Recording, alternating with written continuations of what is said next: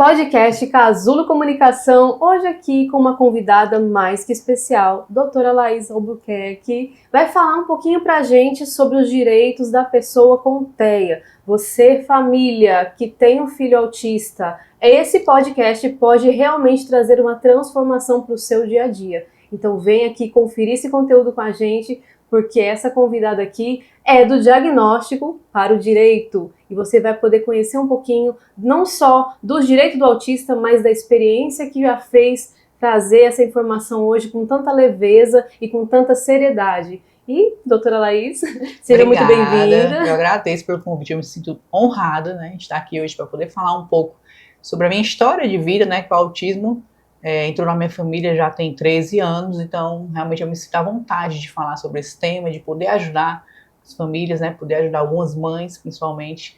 Então eu fico muito feliz de poder estar aqui hoje. Que ótimo, e nós muito enriquecido com a sua presença aqui. Vamos começar falando um pouquinho da sua carreira, né, de toda a sua formação, como que é o exercício da sua função. Eu sou advogada, né, me formei, já tem mais ou menos uns 8 anos, mas eu não exercia muito, né, assim, com afinco por conta justamente do diagnóstico do meu filho, Vinícius, e aí eu tive que parar um pouquinho ali a minha carreira para me dedicar a ele.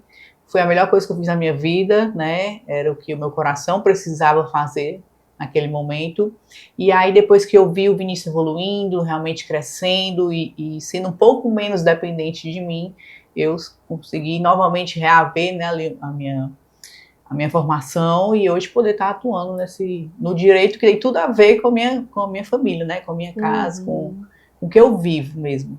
Sim, e o autismo, ele chegou na sua casa e eu acredito que, como em muitas famílias, a gente sabe, né, dessa fala, que é um momento de luto, um momento de dor. Por mais que a gente tenha ali um filho que, independente da condição, nós amamos e vamos amá-lo sempre, né? Esse diagnóstico, ele mexe com a estrutura familiar, mexe demais. Né? Então fala pra gente essa experiência do diagnóstico na sua vida, o que fez de transformação com relação ao seu exercício do direito?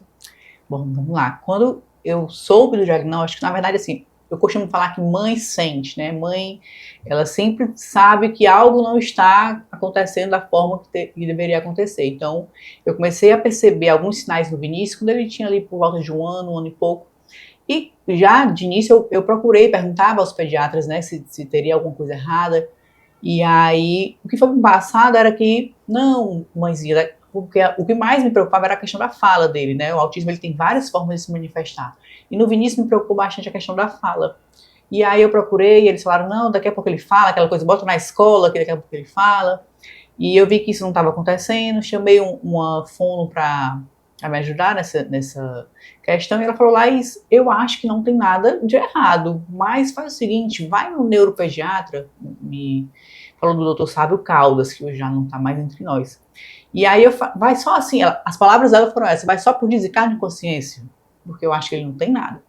E aí eu levei o Vinícius lá para uma consulta no fatídico 7-1 daquele Alemanha e Brasil, e fui sozinha com ele, porque realmente eu não esperava nada de errado. E aí, quando o doutor Sá começou a fazer algumas perguntas, eu já imaginei, ele vai trazer algo que eu não vou gostar. E ele fazia as perguntas na minha cabeça, eu vou começar a negar as perguntas, porque ele vai já falar alguma coisa. E aí ele falou, né, olha, mãezinha, eu acredito que o seu filho esteja dentro do espectro do autismo. E aí, quando ele começou a falar, eu já não escutava mais nada, só queria sair dali, realmente chorar, poder ficar num canto para poder chorar e tal. Mas ele também me tranquilizou e falou, olha, mas ele tem todas as condições de ser uma pessoa totalmente normal, né? E ele só precisa de acompanhamentos, de terapias, né? E eu não vou dar um diagnóstico para ele agora, nesse momento, porque ele ainda é muito pequeno. Mas eu preciso já deixar algo escrito para que você possa, através desse laudo, conseguir, né, alguns direitos. Eu já imaginava assim, conseguir alguns direitos, porque você toda a sua, tudo que você for procurar de tratamentos, de terapias, de assistências, você tem que ter um laudo. E aí esse laudo, às vezes, ele demora um pouco para se fechar.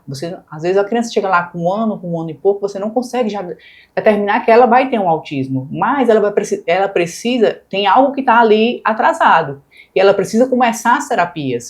E quando é uma família de baixa renda, a gente sabe que elas não vão conseguir fazer isso de forma particular. Elas precisam desse laudo para que elas possam dar entrada, né, ali ou através do SUS ou através mesmo de uma judicialização, para que elas tenham essas terapias.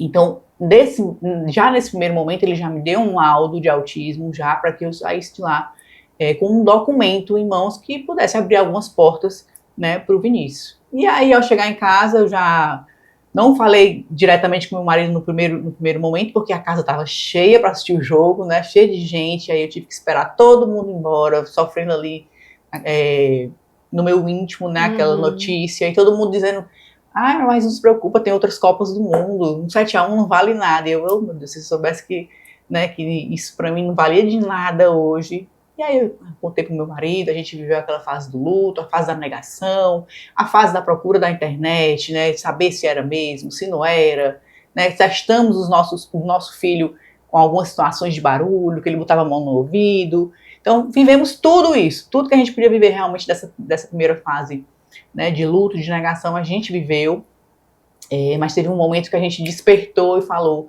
né, meu filho tem 2 anos de idade, meu filho é um bebê, e ele só tem a mim, ele só tem a nós, né, a minha família. Se nós não nos levantarmos aqui e começarmos a procurar ajuda para ele, ele realmente não vai ter nenhuma, não vai ter um suporte necessário para ele poder conviver em sociedade, né. E foi a partir daí que a gente começou a procurar questão de terapias, né, tratamentos, medicações. O Vinícius, ele não precisou usar medicações, e então foi um alívio, né, um peso a menos para a gente, porque a gente sabe que medicações para o autismo é muito caro, né, e aí a gente começou a fazer as terapias. E pronto, desde lá o Vinícius começou a evoluir bastante, graças a Deus. Nós tivemos um suporte muito bacana de profissionais realmente capacitados, né, que é muito importante. Eu costumo falar que o profissional capacitado, um profissional que realmente sabe lidar com a criança, que sabe passar confiança para a família, né, e ajudar a família, principalmente nesse primeiro momento, vai ajudar bastante na continuidade do tratamento, né, na família acreditar que aquele tratamento vai servir para a criança, porque às vezes quando a família já não vê saídas, né, já não vê uma melhora já rápida, a família tende a desistir, principalmente aquelas famílias que têm menos conhecimento. Elas acham, não, isso não vai valer, meu filho não vai conseguir, não vai dar certo, e aí desistem de tratamentos, desistem de terapias, e acaba que a criança vai ficando ali mais atrasada, né, Sim. Não vai tendo as condições de poder evoluir. No seu desenvolvimento.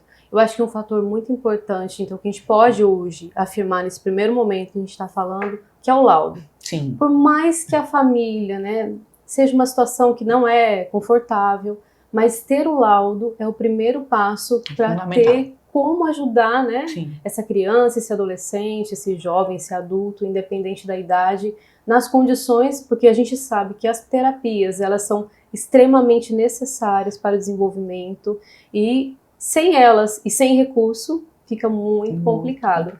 Então o laudo, hoje, família, a gente pode dizer para vocês que é o primeiro ponto que vocês têm que ir ao encontro, por mais difícil que seja, né? Então, receber esse laudo vai nos ajudar nessa caminhada, nessa primeira jornada, né, que você entrou quando você teve esse fator. E hoje a gente quer ter uma conversa, um bate-papo aqui, que traga para a família realmente instrumentos que ela consiga no seu dia a dia otimizar, melhorar, impactar a vida da família. Né? Então, quais hoje são os principais direitos? Porque muito, e eu acredito que a gente ainda vai evoluir muito nessa questão, porque é novidade, né? Se a gente for ver hoje o autismo, não são tantos anos de estudo assim, a gente está cada vez descobrindo mais coisas, novas situações. Quais são os principais direitos no Brasil hoje que a gente tem para a pessoa com TEA? Graças a Deus, hoje nós evoluímos muito, né, nessa questão de direito. Na minha época, por exemplo, eu desconhecia tudo. Eu não sabia que uma pessoa com autismo, né, uma pessoa com deficiência, que o autismo hoje ele é considerado como uma deficiência para efeito de legislação, teria tantas aberturas como a gente tem hoje, graças a Deus. Tem a Lei Berenice Piana, que ela foi feita em 2012, no ano que eu recebi o laudo do Vinícius, né, que ela abriu muitas portas, né? Ela considerou o autismo como uma deficiência para efeito de legislação, e com isso a gente pode ver, por exemplo, na questão da educação. Uma criança hoje ela não pode ter sua matrícula negada por efeito do autismo ou qualquer outra deficiência, não pode ser cobrado nada mais se a criança precisar de uma assistência individual, através de um profissional capacitado, se ela precisar de um material feito para ela, né, individualizado, se ela precisar de um plano de ensino individualizado, nada disso pode ser cobrado a mais da família, né, tem que ser tudo custeado realmente pela escola ou pelo Estado, para que essa criança tenha todo esse suporte, que ela possa realmente estar nos mesmos moldes das outras crianças que estão ali na escola ou na instituição.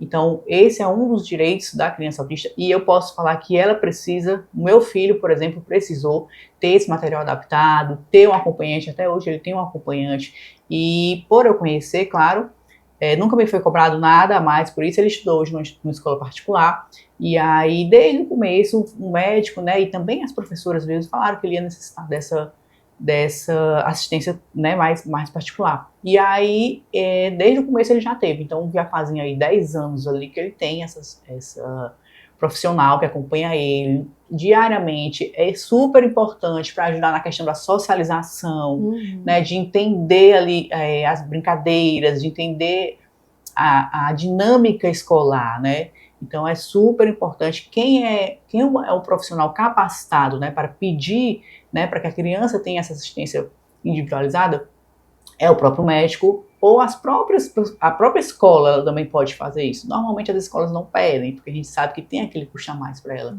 Mas a mãe já observando que a criança vai precisar daquilo, vai precisar de uma pessoa, né, especializada, de um profissional que esteja ali fazendo um suporte individualizado do seu filho, ela já pode pedir para que a psicóloga dele ou a terapeuta dele reporte isso num documento, e aí através de um médico, o médico também pode pedir isso, a gente consegue entrar pedir diretamente à escola. Se a escola negar, a gente vai ter que ir para outros meios, como a Secretaria da Educação, a gente já pode, né, entrar em contato, falar que foi negado, e eu acho que sempre dá certo, né, pelo menos na minha experiência, costuma dar certo a partir daí, né. Nunca vi assim a necessidade de uma judicialização para uma assistência, né, de um profissional ali especializado para aquela criança. Claro que tem escolas que demoram um pouco mais, né, ficam falando, não, que a gente está procurando ainda esse profissional, a gente não tem ele, nós estamos tentando achar um profissional que acompanhe, e aí vai demorando um pouquinho e tal, e a mãe, como ela não quer se indisponibilizar com a escola, por quê? Porque o filho dela passa ali metade do dia, pelo menos, dentro da escola.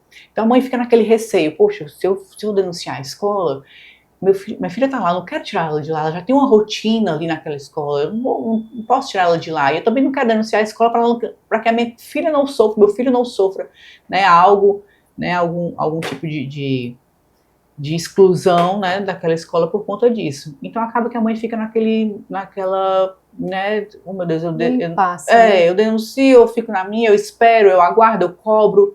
E eu acho que tem que ser muito na questão também da conversa, né, de você mostrar a realidade da criança, conversar com a diretoria e sempre tentar aquele acordo. Eu acho que é o melhor para a família e para a criança. Aí na lei, ela não discrimina qual é esse profissional, né? Se ele tem que ter uma formação específica, ou isso já teve essa alteração? Sim, ele tem que ter uma formação específica, ele tem que ser capacitado para atuar. Normalmente são psicólogos que atendem, né, a criança. Hoje em dia é mais complicado você ver esse atendimento através do psicólogo, tudo. Eu falo de realidade mesmo, né? Porque eu já vivencio isso há mais de 10 anos. E, por exemplo, o meu filho hoje, ele tem um estudante de psicologia, já ali no 8º semestre, que acompanha ele. Para mim, tudo ok, porque realmente ela consegue acompanhar ele já tem aquele vínculo, então ele realmente evoluiu bastante junto com ela, mas a gente sabe que o profissional ele tem que ter essa formação, ele tem que ser capacitado para atuar junto com as crianças autistas ou que tenham um outro tipo de deficiência, tenham um TDAH, né? Então a gente sabe que tem que ter esse profissional capacitado. Aí no caso, por exemplo, eu estou falando de realidades mesmo de famílias que às vezes traz essa situação para nós, né? De escolas que oferecem esse profissional, não um profissional específico da área no sentido de ter uma formação em educação especial, mas um pedagogo, né, alguém que seja da área da educação, mas não com um recurso pedagógico a ponto de inferir ali informações e situações do dia a dia cotidiano da escola, que vai transformar a vida realmente daquele indivíduo, daquela pessoa. Isso é garantido pela escola de oferecer esse profissional. A gente está entrando agora um pouquinho da área escolar, porque é algo muito comum que a gente vê, da escola oferecer esse profissional não tendo essa formação realmente específica, no caso da educação especial. É muito comum. A gente vive, talvez, hoje uma defasagem de profissionais realmente capacitados para o atendimento especial.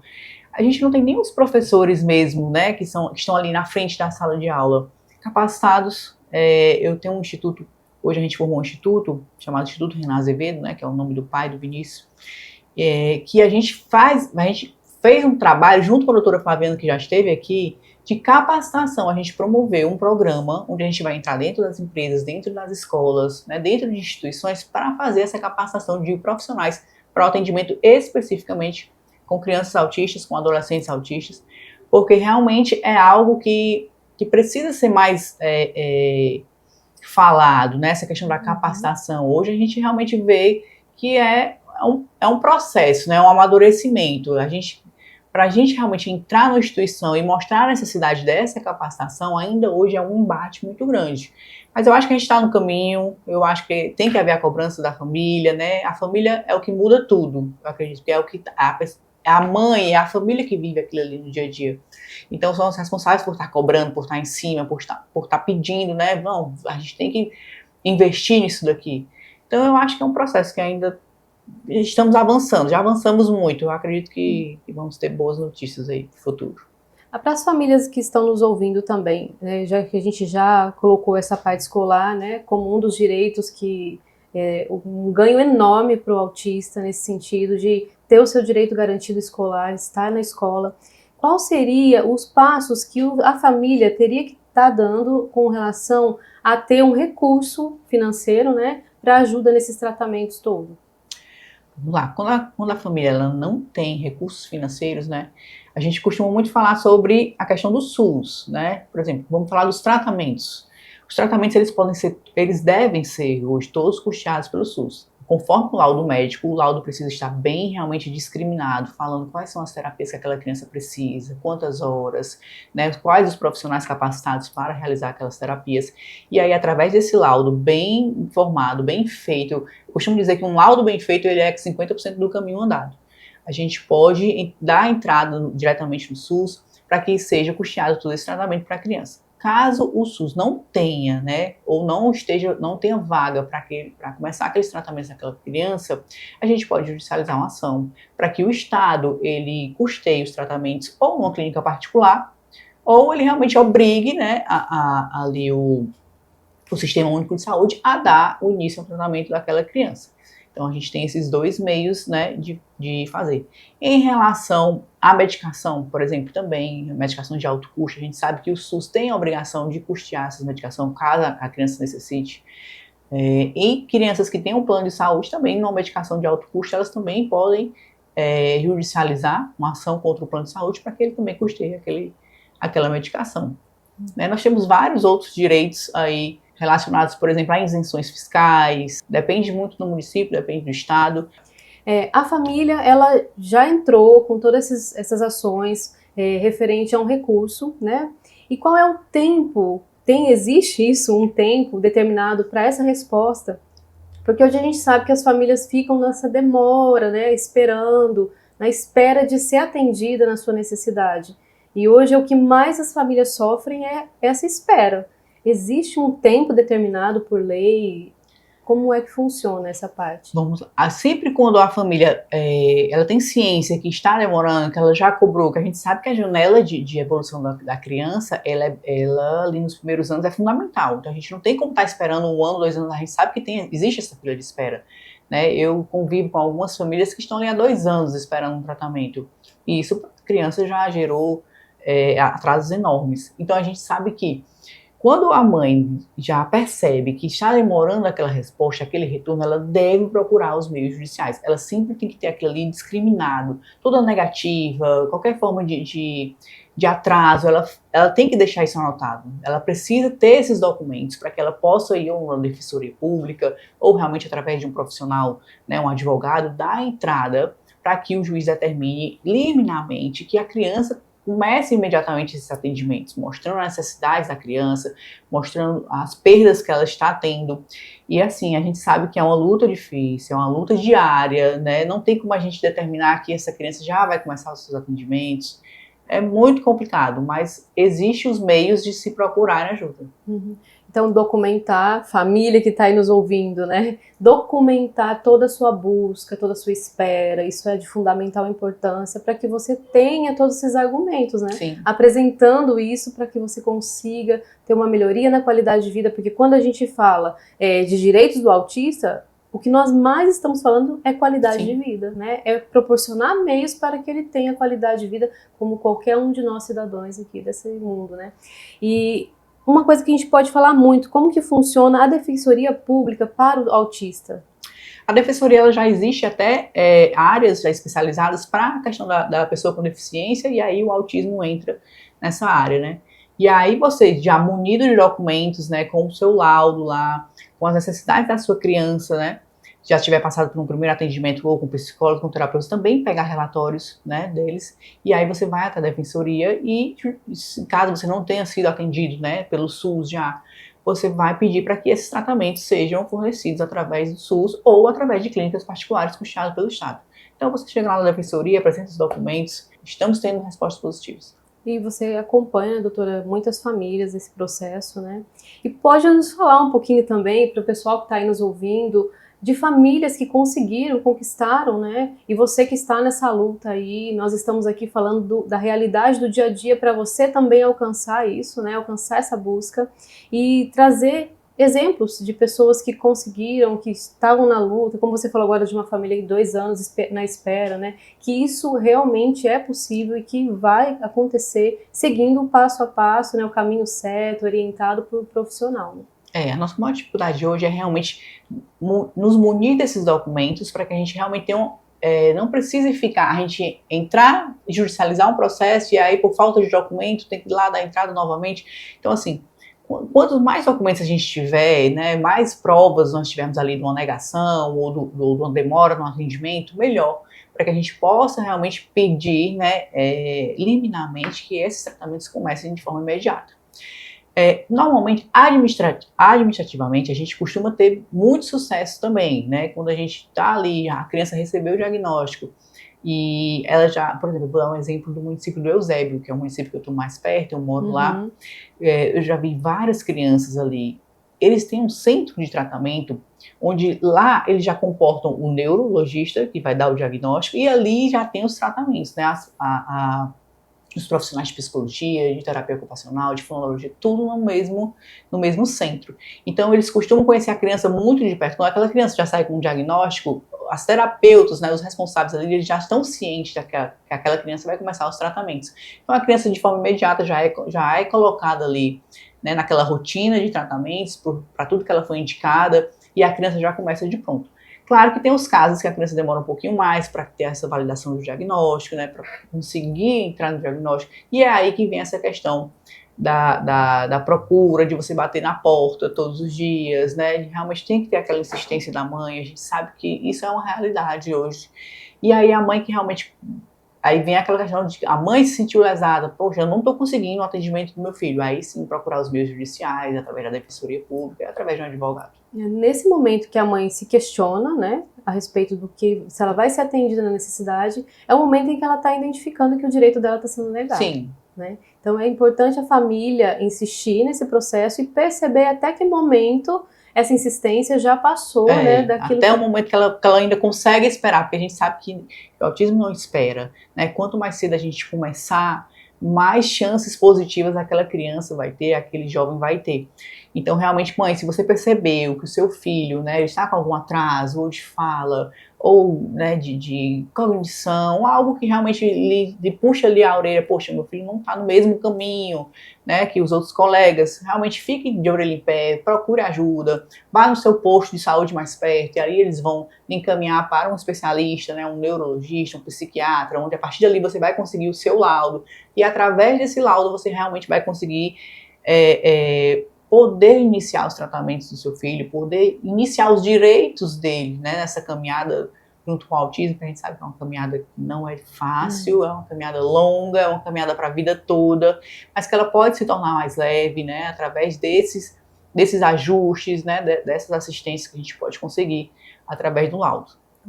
E para a gente encerrar esse momento, doutora, para a mãe, para o cuidador do autista, né, porque há um desgaste, a gente sabe disso, que há um desgaste, ele tem também direito, né, Sim. sobre isso, sobre essa realidade que é vivida dia a dia, né? Fala um pouquinho para nós dessa realidade. Às vezes a mãe não sabe, sabe, que ela tem esse direito, que ela pode pedir ajuda, né, ajudar quem ajuda. Hoje a gente tem alguns centros aqui mesmo em Fortaleza, né, através da prefeitura, por exemplo, tem um centro Girassol, se não me engano o nome, que ele cuida tanto da pessoa autista como do cuidador, né? Eu falo muito da mãe porque normalmente é a mãe que está ali do lado, que está ali naquela batalha diária, e aí ela tem, sim, fornecimento de psicólogos, né, de psiquiatra, para ajudar ali naquela luta diária que a gente sabe que as mães costumam muito adentrar nesse mundo e ver aquilo e ter aquela angústia do futuro, que é algo que vai percorrer ali o caminho junto com ela até a eternidade, né, dela, porque a gente sabe que a mãe realmente se preocupa, a mãe tá ali vivendo, e, poxa, será que meu filho vai conseguir? Será que ele vai ser independente? Será que ele vai viver sempre, né, precisando do meu suporte? E isso costuma deixar a gente muito angustiado, né? Eu falo isso por experiência própria. Né? Uma das minhas maiores preocupações era, poxa, quem vai ser o Vinícius daqui a 10 anos? Será que ele vai conseguir, né, caminhar com as próprias pernas? Será que eu vou ter que estar sempre dando suporte? E se eu faltar? Se não estiver mais aqui, como é que vai ser a vida dele? O que é que eu vou ter que fazer? Quais são os ajustes que eu vou ter que fazer aqui nessa nossa trajetória para que ele possa suportar esse caminho sem mim? Então, tudo isso gera um sofrimento interno, né, da família, da mãe, e aí a gente precisa realmente de um suporte. E mãe, saiba que vocês possuem esse suporte através do SUS também, tá? Vocês podem procurar através dessas casas de ajuda, de apoio ao autista, que lá vai ter o suporte para as mães, para os cuidadores. Então a gente também avançou muito nisso daí. Isso é ótimo. E para finalizar, deixar essa uma mensagem, né, para essas mães, você como uma mãe também, né, que sentiu na pele, sente na pele, né, a dificuldade da família que tem um autista, deixar essa mensagem de carinho, de afeto, de acolhimento para elas. Olha, a coisa que eu mais costumo falar, né, para uma mãe, para uma pessoa que está vivendo esse momento, né, tanto a descoberta do diagnóstico, quanto já está ali nessa trajetória do autismo, é viver um dia de cada vez, um dia após o outro. Não adianta a gente ficar pensando muito no futuro, como vai ser, porque a gente nem consegue viver o presente, nem consegue dar um suporte necessário que os nossos filhos precisam nesse momento, e a gente fica pensando no futuro que às vezes nem vai acontecer. Eu tiro muito isso por mim porque eu vivi isso, eu pensava muito no futuro. Poxa, será que vai dar certo? E no momento que eu decidi, não, vou viver um dia após o outro, eu vou fazer de tudo que eu posso diariamente para ajudar o meu filho, para que ele possa no futuro, né, ter uma vida digna, uma vida independente. E isso eu venho fazendo há mais de 10 anos, graças a Deus está dando tudo certo. O Vinícius hoje é um menino muito sociável, ele tem muitos amigos, né? Eu lembro que quando ele teve o diagnóstico dele, o médico falou, olha, ele vai ter poucos amigos, mas ele vai conseguir, né, sobreviver e tal. E hoje o Vinícius tem 30 amigos ali, eu posso contar, que falam com ele todo dia. E aí, Vini, como é que tá? E tudo isso para uma mãe é uma realização. Você poder ver que seu filho está inserido, incluído, né, na sociedade. Então isso é muito bacana. Ele ainda tem, sim, algumas dificuldades, né, mas, assim, são passo a passo. Eu costumo falar, toda fase vai vir com suas angústias, vai vir com suas preocupações, mas a gente tem que viver aquilo ali diariamente. Não adianta a gente ficar pensando muito na frente e dar o suporte necessário através das terapias. As terapias são fundamentais. É através delas que a gente vai conseguir inserir nossos filhos, incluir nossos filhos, né, no meio, que eles possam ser aceitos, que eles possam ser eles mesmos, né, apesar de todas, a gente sabe que existe preconceito, mas eles vão poder ser eles mesmos ali através das terapias, eles vão conseguir ganhos enormes e vão conseguir, se Deus quiser, ser pessoas ali capacitados para viver a vida, né, para ser adultos funcionais, adultos que vão realmente trabalhar, poder criar suas famílias e aí seguir a vida.